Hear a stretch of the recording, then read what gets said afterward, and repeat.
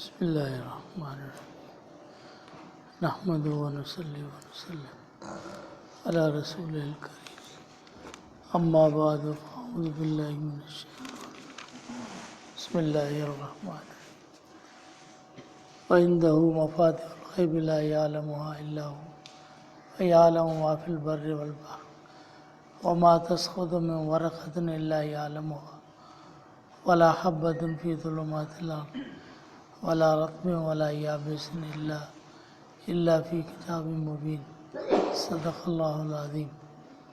अल्लाहुम्मा सल्लि व सल्लिम व बारिक अला सय्यिदिना व मौलाना मुहम्मदिन व अला आलिहि व सह्बिहि कमा तुहिब्बु व तर्ज़ा अदद मा तुहिब्बु।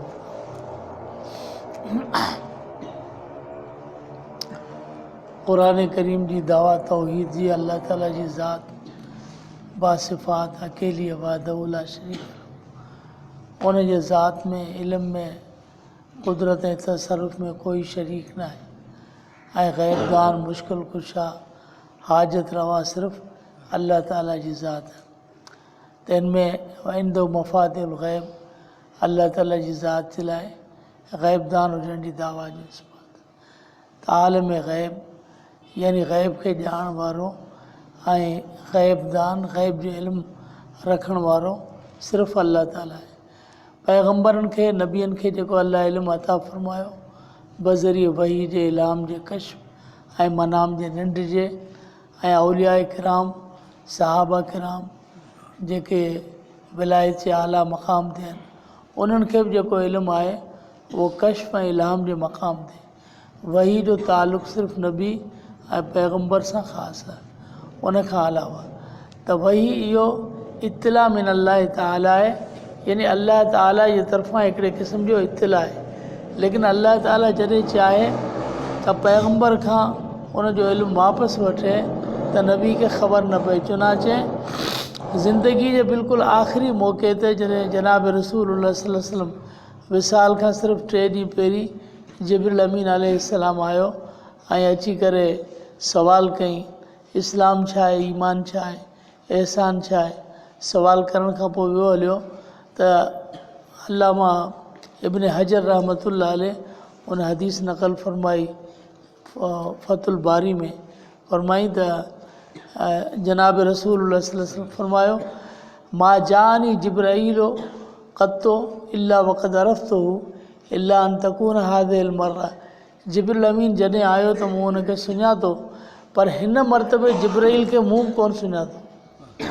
हाँ 23 साल में तक़रीबन 24,000 मरतबा जिब्रील जी आमद हुजे ऐं उन जे बावजूदु हुज़ूर खे इल्मु न थिए। अल्लाह ताला जॾहिं चाहे इल्मु वापसि वठी वठे।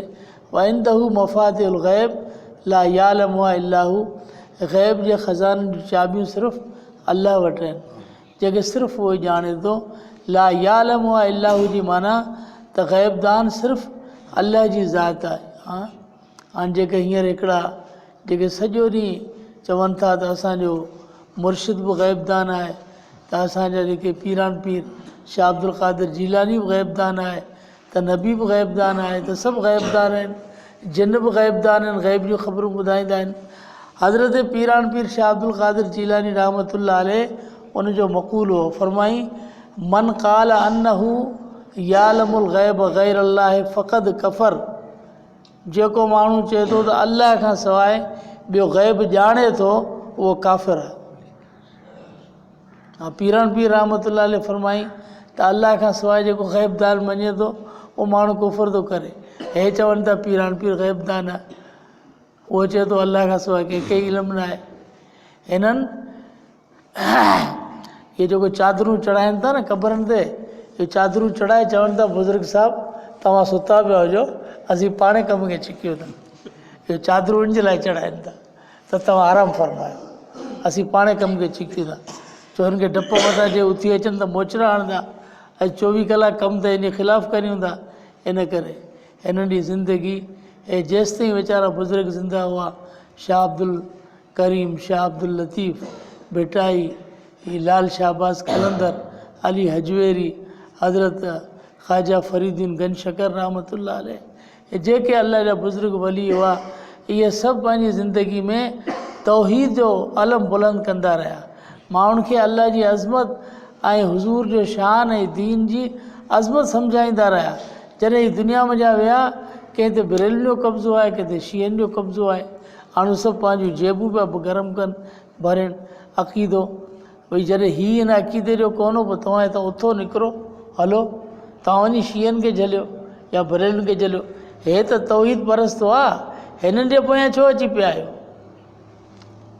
बसि दरगाहनि जो सहारो वठी ऐं माण्हुनि जे अक़ाइद खे ख़राबु कनि था।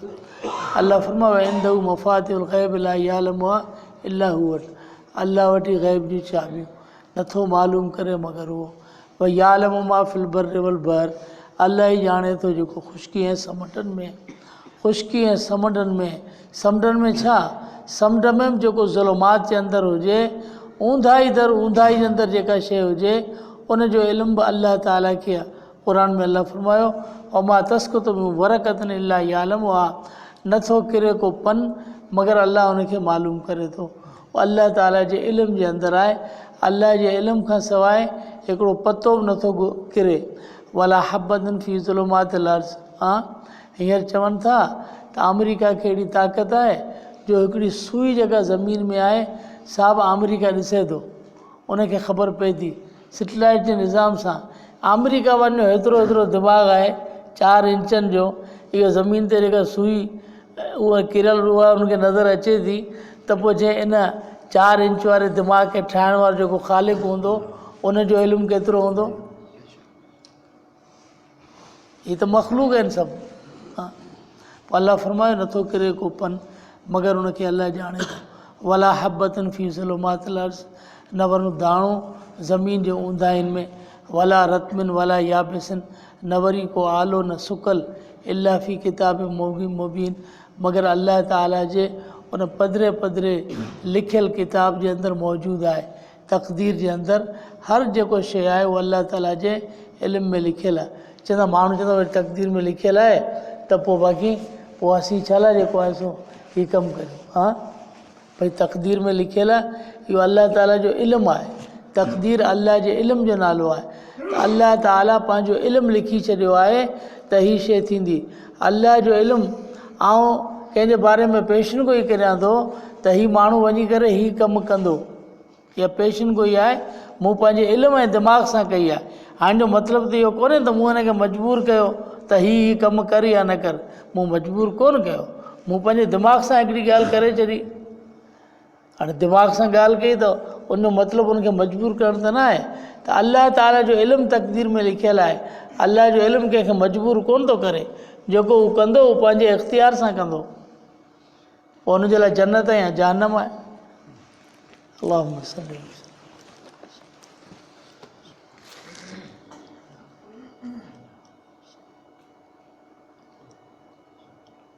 सय्यदना आमीन या रब्बल आलमीन।